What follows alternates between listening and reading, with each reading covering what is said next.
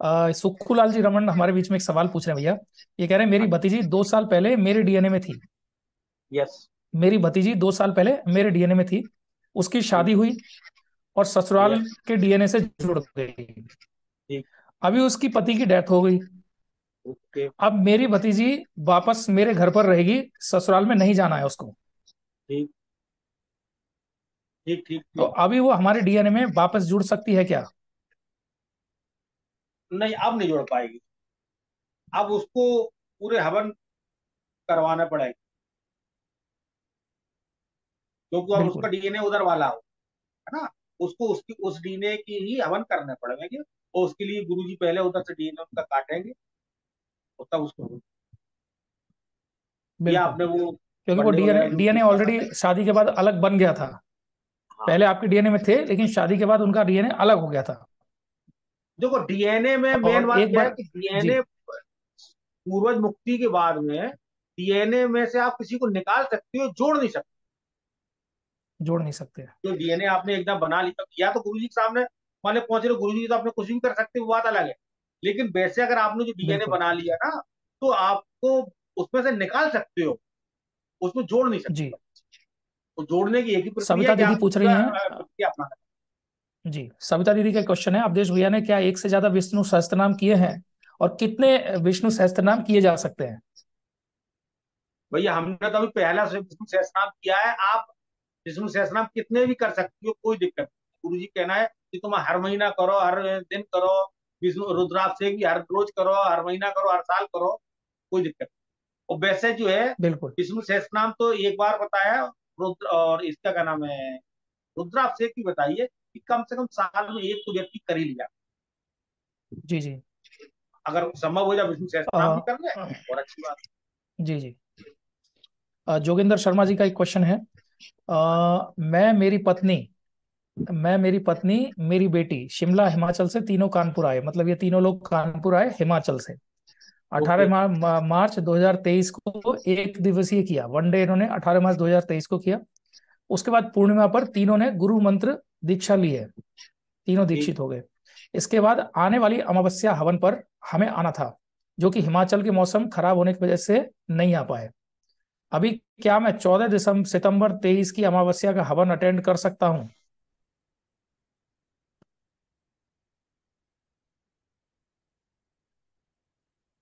भैया, प्रश्न समझ आया आपको? हाँ, आपने दोबारा बोला, फोन आ गया था बीच में। जी जी, अच्छा अच्छा। 18 मार्च 2023 को इन्होंने 1 डे किया, ओके। और उसके बाद जो पूर्णिमा आई थी, उस पूर्णिमा पे तीनों ने दीक्षा ले ली। ठीक। पहले 1 डे किया, दीक्षा ले ली, लेकिन अमावस्या नहीं हुई इनकी अभी तक। हाँ, तो तो अमावस्या आप जो जब उनको अमावस्या पे इनको करेंगे। आना था। हाँ, नहीं, कोई दिक्कत नहीं है। हम्म। दीक्षा सफल, दीक्षा मानी जाएगी। और अमावस्या के लिए जब उनको मौका लगे ना, कि डीएनए का एक व्यक्ति आके अमावस्या कर ले आके, तो ऐसा हो जाता, कोई दिक्कत बिल्कुल। नहीं। बिल्कुल अमावस्या से 14 पहले दीक्षा सितंबर ले को सकते। बिल्कुल बिल्कुल जोगिंदर जी, आप 14 सितंबर की जो बात कर रहे हैं, आप आ सकते हैं, कोई प्रॉब्लम वाली बात नहीं है। और किसी का कोई क्वेश्चन है तो चैट बॉक्स में डाल सकते हैं। एक हमारे बीच में पता नहीं भाई है या बहन है, ये पूछ रहे हैं, हरिहर कृष्णा जी घर से ही 9 हवन करना चाहते हैं, लेकिन अगर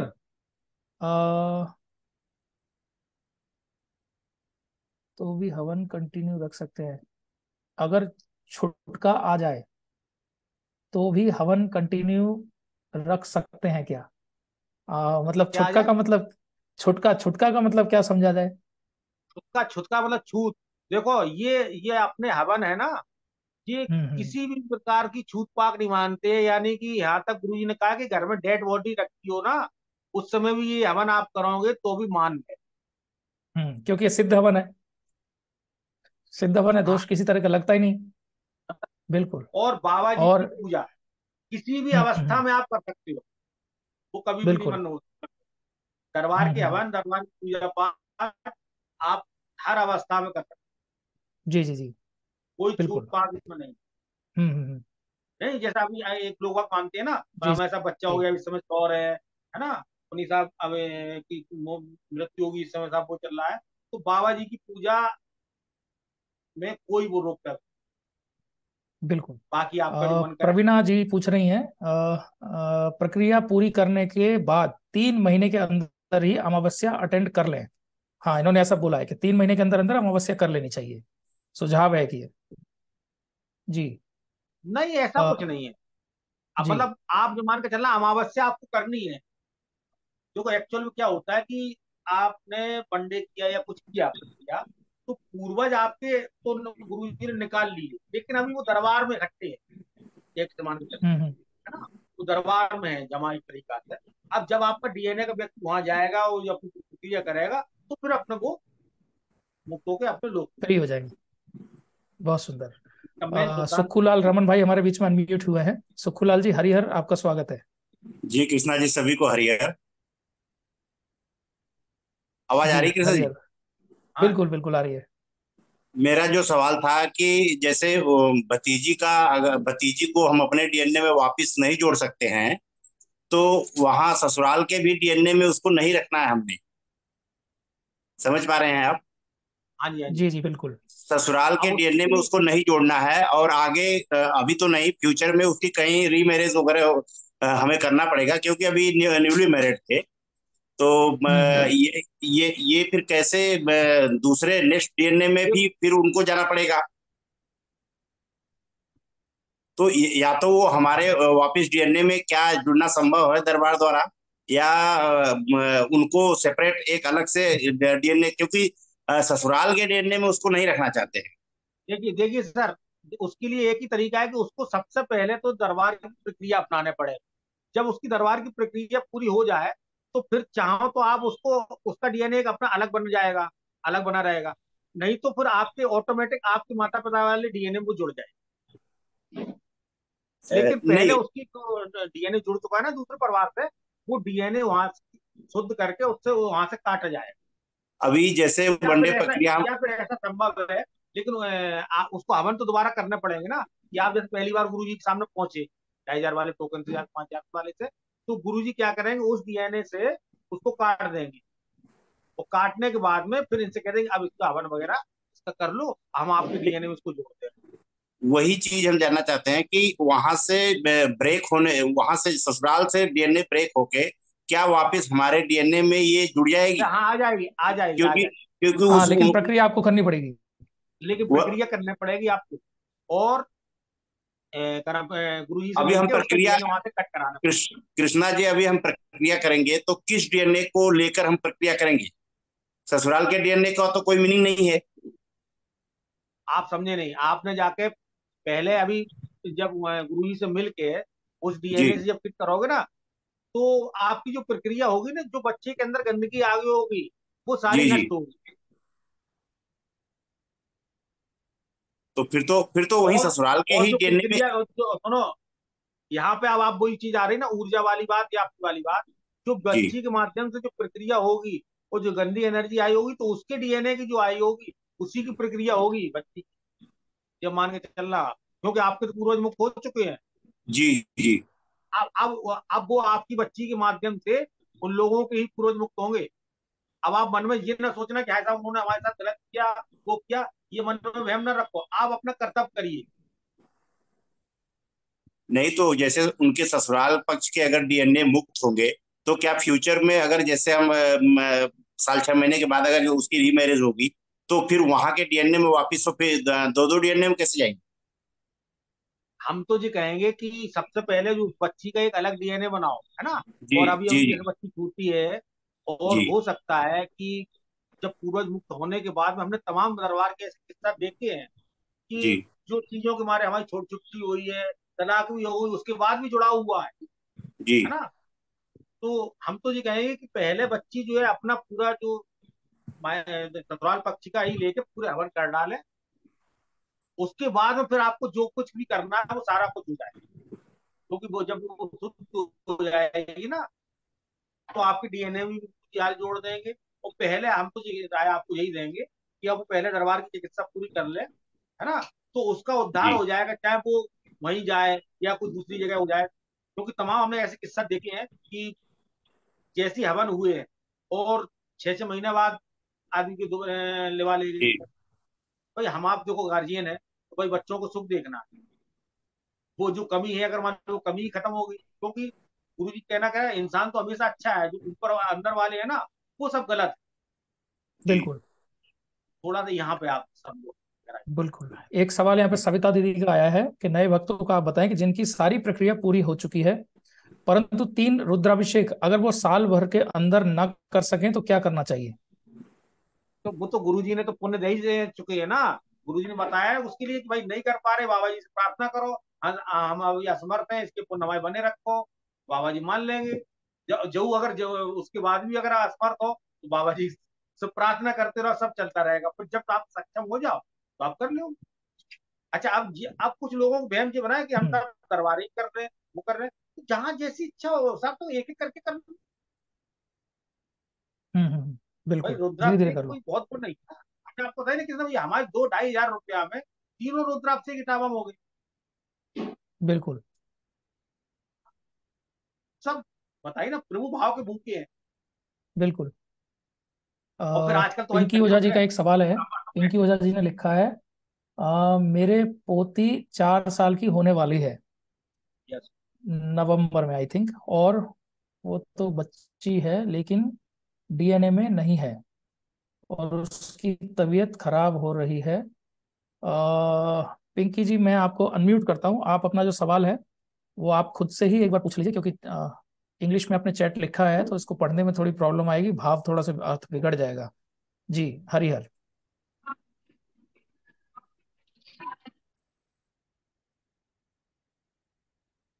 दोबारा से अनम्यूट करिए। जी, हरिहर। हरिहर।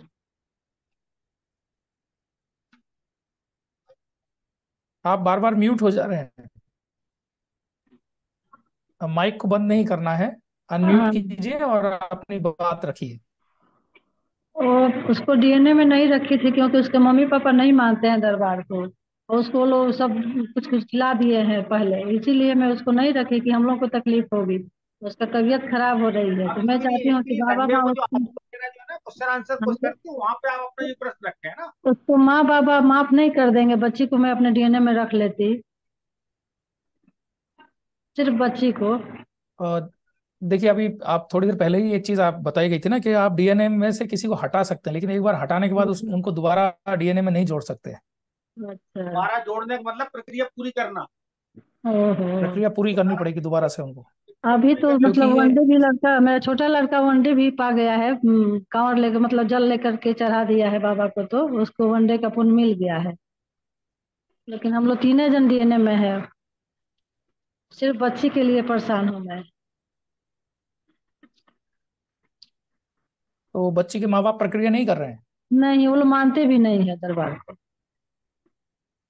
नहीं तो इसके दूसरे डीएनए के लिए एक ही तरीका कि अगर अपना आप शुद्धिकरण कर चुके हैं ना, आपके हवन वगैरह हो चुके हैं, तो आप किसी दूसरे डीएनए का संकल्प करके कर सकते हो। आप कर लो। हेलो। मतलब उनको अपने डीएनए में जोड़ सकते हैं ये अपनी पोती नहीं, को। अपने जोड़ने से नहीं है, उनके उनका संकल्प करके हाँ। और हवन आप कर लो। उसके बाद जब गुरुजी के सामने पहुंचोगे तो गुरुजी सारे आपके जो पुण्य है उसको ट्रांसफर कर देंगे। जैसे अभी हम्म। आप देखो विदेशी लोगों की जो ऑनलाइन हो रही है ना, उसमें क्या होता है, एक ब्राह्मण जो है अब स्वयं संकल्प कर लेता है। वो संकल्प करने के बाद ब्राह्मण पूरी प्रक्रिया करता है, उसके बाद ब्राह्मण के माध्यम से उसको पुनः अर्पण कर दिए जाते हैं, तो उनका काम हो जाता है। हम्म। ये- बिल्कुल। जी। लेकिन ये दूसरे डीएनए करने से पहले पहले अपना ये शुद्धिकरण होना चाहिए। हम्म। क्या करना होगा?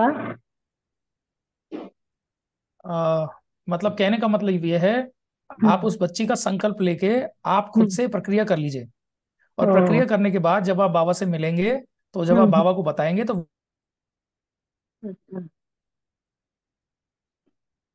हेलो। आवाज रुक रही है।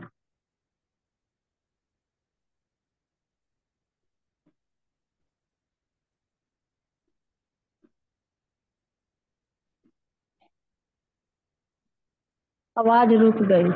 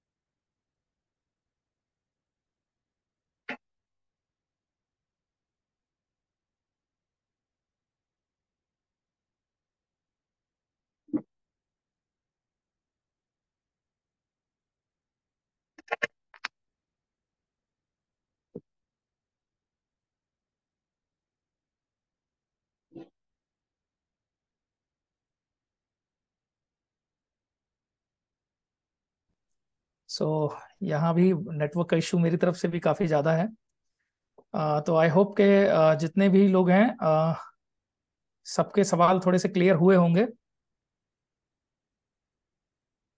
अवधेश भैया, गुरु माता जी के बारे में बताएं, कुछ विशेष जानकारी आपको हो। गुरु माता जी, जी जी। गुरु माता के बारे में जितनी जानकारी हमको ये है कि पूज्य बाबा जी जब कामाख्या वहां गए हैं ना, तो गुरु माता की भी जो गुरु माता थी जी। वो रही है गुरु जी, मतलब उनकी गुरु। ठीक, हम्म। उन्हों से मैंने दीक्षा मिली। उसके बाद में गुरु माता से भी दीक्षा मिली। और गुरु माता से दीक्षा मिलने के बाद में बाबा जी की गुरु माता है, गुरु माता है। और ये स्वयं साक्षात कामाख्या मैया ही मान के चलो। अब आपको अध्यात्म की तरफ से बताएं, एक 64 योगिनियों का जो क्षेत्र होता है ना, जी। तो उस क्षेत्र में कोई व्यक्ति अगर अंदर चला जाए तो वहां से निकलना असंभव है। वहां से निकलने का मतलब है कि जब वहां का ही व्यक्ति एक कोई सहयोग करे आपका, तो आप मान के चलना माता रानी स्वयं बाबा जी के साथ में आई है।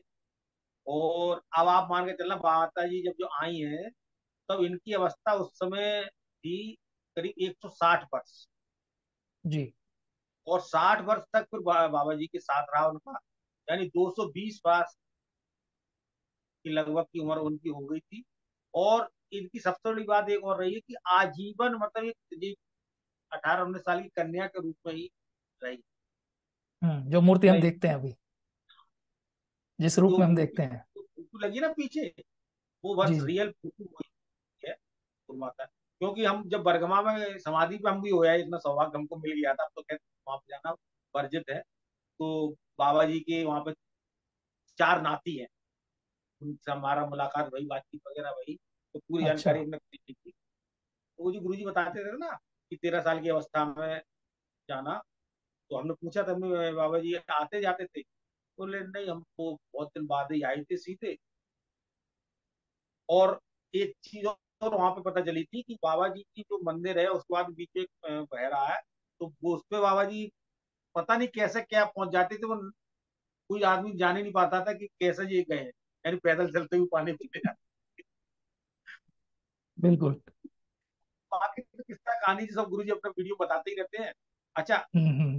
दरबार जाने से पहले क्या हुआ कि पिछले वाले वीडियो जो है ना, वो डिलीट हो गए। उसमें कुछ नियम कायदे वगैरह वो बहुत थे ना, वो अब सब डिलीट हो गए हैं।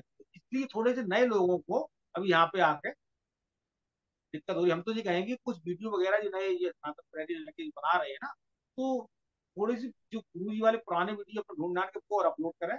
उससे नए लोगों को जानकारी मिली। क्योंकि हम जैसे पहुंचे थे, हमें सब पता चले कि कोई पूर्वज आत्महत्या की प्रेरणा दे रहा तो पहुंचे, है ना। तो पुराने वीडियो से भी बहुत आराम मिला।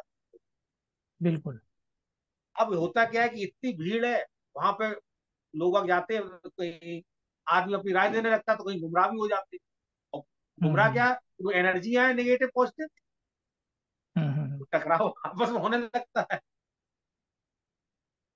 बिल्कुल, बहुत सुंदर। आपका अनुभव भी बहुत जबरदस्त है। मैं तो व्यक्तिगत रूप से तो बहुत सारी चीजों को जानता ही था, लेकिन आज भी बहुत सारी बातें नई नई मालूम चली हैं। क्योंकि अंदर के राज तो तब खुलते हैं ना जब सामने बैठते हैं और चर्चा होती है। और इसी यही उद्देश्य है इस कार्यक्रम का, चर्चा दरबार की, कि दरबार के बारे में चर्चा करें, अपनी समस्याएं क्या क्या थी जिंदगी में वो सबको बताएं, कैसे हमने उससे पार पाया, माँ बाबा की कैसे कृपा हमारे ऊपर हुई। तो ऐसे ही आपके ऊपर भी होगी। अगर किसी तरह का कोई संशय मन में, उसको बिल्कुल मत रखिए। क्योंकि हमारा तो संकल्प है, विकल्प तो है ही नहीं, दूसरा ऑप्शन क्या है। माँ बाबा नहीं तो फिर कौन।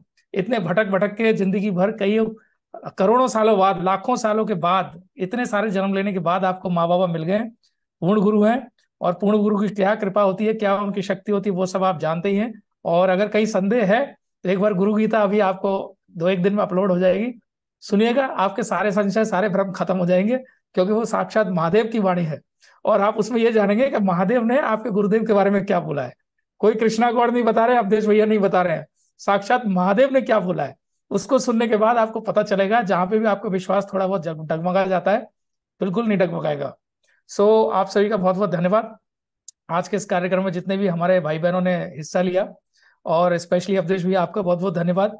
और इतना जो गहरा ज्ञान आज सभी लोगों के बीच में बरस रहा है। माँ बाबा की विशेष कृपा है हम सभी के ऊपर कि हम सब हर बुधवार को और हर रविवार को दोपहर 12 बजे इकट्ठे होते हैं, और हर बार हमारे बीच में कोई ना कोई ऐसे अनुभवी भाई बहन आते हैं जो अपना इतना जबरदस्त अनुभव आपको बताते हैं और हम सभी को मोटिवेट करते हैं। ये सब माँ बाबा की कृपा के बिना संभव नहीं है।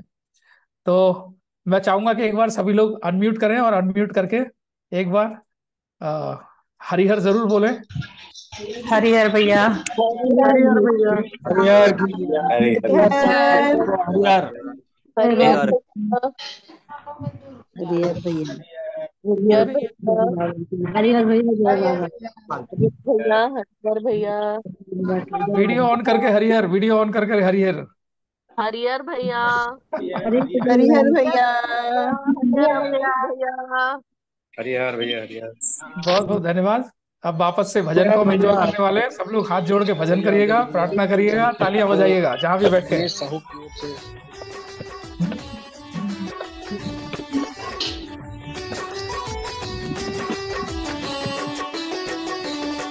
अच्छा, ये कौन थे?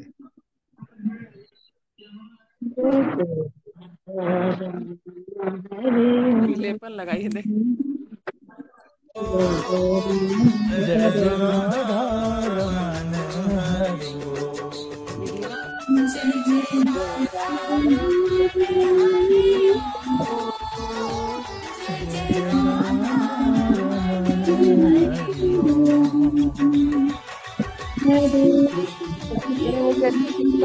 मामी के हाथ में था ना।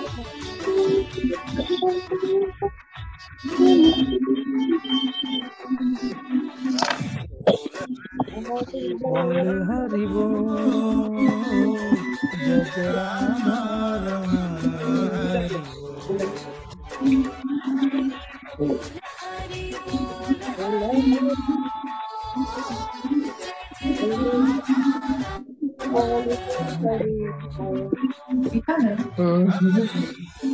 पता चल रहा है चेहरा देख कैसा हो गया। नहीं इतना चश्मा डाल के डैड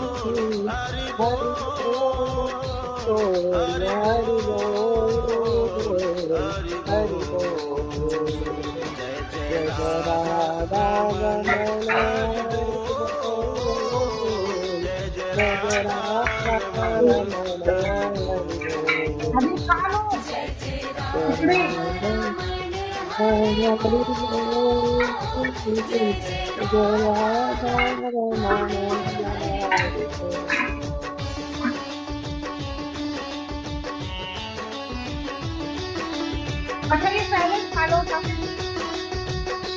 हेलो बेटा हरि बोल हरि बोल हरि बोल, जय जय राधा रमन हरि बोल।